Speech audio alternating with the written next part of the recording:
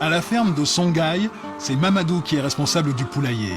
13 000 poules pondeuses qui produisent chaque jour 11 000 œufs en moyenne. Mamadou se dépêche car il sait que le patron ne va pas tarder à faire sa tournée. Le patron, justement, le voilà.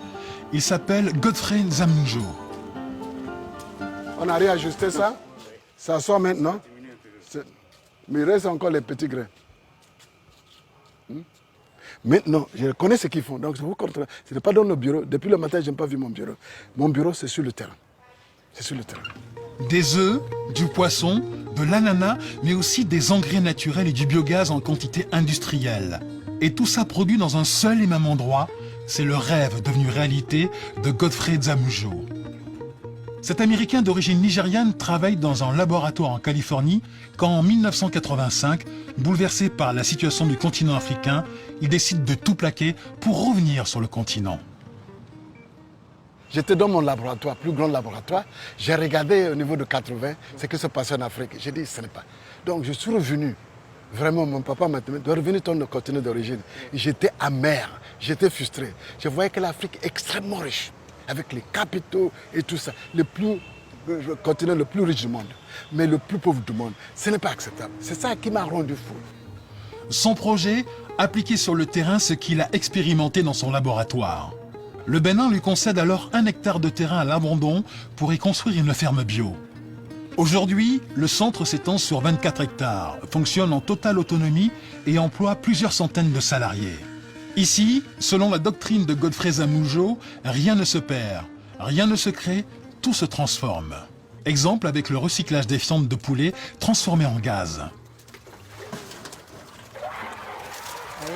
Nous sommes en train de faire le mélange des fientes avec la jacinthe d'eau pour donner un bon rendement de gaz. Après quelques heures de repos, le mélange sera chargé dans une cuve, le digesteur. Quand on charge le digesteur avec, ça se décompose. Quand ça se décompose, ça produit le biogaz. À la fin, tout ce gaz nous permet d'alimenter, de démarrer un générateur qui produit de l'électricité. En plus de l'électricité, ce biogaz va alimenter les cuisines du restaurant du centre. Et ce n'est pas tout. Les déchets de la décomposition des fientes de poulet vont encore servir d'engrais naturel pour les cultures. Et Godfrey Zamunjo a poussé la doctrine de récupération encore plus loin. Pour être totalement indépendant, il recycle tout le métal de sa ferme pour produire des pièces de rechange pour ses machines. C'était des fonderies. On a déjà fondu ça. Donc on va les travailler maintenant pour créer des poulies. À partir de ça, on fabrique les machines pour nous. Donc on n'a plus besoin d'importer. Donc comme ça crée l'emploi, ça fait développer la capacité d'innovation. Ça déclenche l'envie d'innover. Et les jeunes deviennent intéressés. Grâce à cette ferme modèle, Godfrey est convaincu de posséder une solution au problème du développement.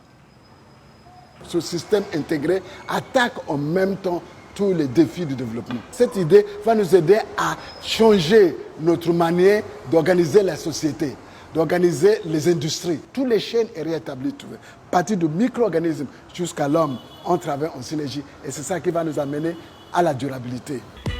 Selon son modèle, en quelques années, il a mis en place un réseau panafricain de fermes Songhai. 5 fermes existent à présent au Bénin, mais aussi une dizaine au Nigeria. Le Libéria et la Sierra Leone ont suivi. Et pour promouvoir son modèle, Godfrey Zamunjo n'hésite pas à ouvrir ses portes au public. Sa ferme reçoit chaque année plus de 20 000 visiteurs. Des anonymes, mais aussi des officiels. Cette semaine, c'est la ministre des PME de l'artisanat du Congo qui est sur place. Ça va? Songhai est pour moi la solution idéale et ce que j'ai trouvé ici va peut-être faire en sorte que nous puissions dupliquer l'expérience de Songhai au Congo. Et je pense que la décision est déjà prise dans ce sens. Il y a beaucoup de chefs d'État qui sont passés ici, on parle.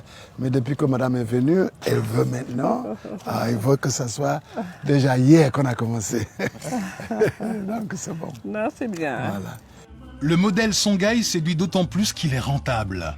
Ces 17 fermes ont généré un chiffre d'affaires de 7 milliards de francs CFA en 2013 et près de 600 millions de bénéfices.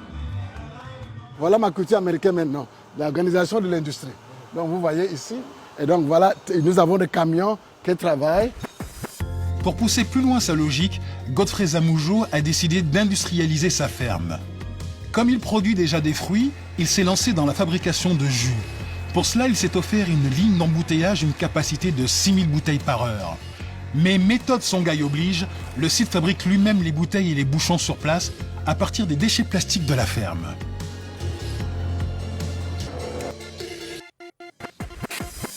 Bonjour, ça va? Convaincu qu'il est sur le bon chemin, Godfrey Zamoujo vient d'ouvrir la SLA, Songhai Leadership Academy, avec pour objectif de former 4000 jeunes cadres à la philosophie du centre. Il s'agit d'assurer la pérennité et le développement du groupe. Donc vous êtes à Songhai parce que vous êtes conscient de challenge, de défis de l'Afrique. Donc ce cours, c'est pour le préparer, pour être de véritables leaders socio-économiques, les entrepreneurs. Pour montrer que l'entrepreneur, c'est ça qui va sauver l'Afrique. Le rêve de Godfrey Zamoujo serait de créer dans toute l'Afrique des villes rurales vertes, à l'image de ce qu'il a fait dans sa ferme de Porto Novo. Pas impossible, puisqu'en 2008, Songhai a été promu centre d'excellence pour l'agriculture par les Nations Unies. Il projette de s'implanter dans une dizaine d'autres pays sur le continent.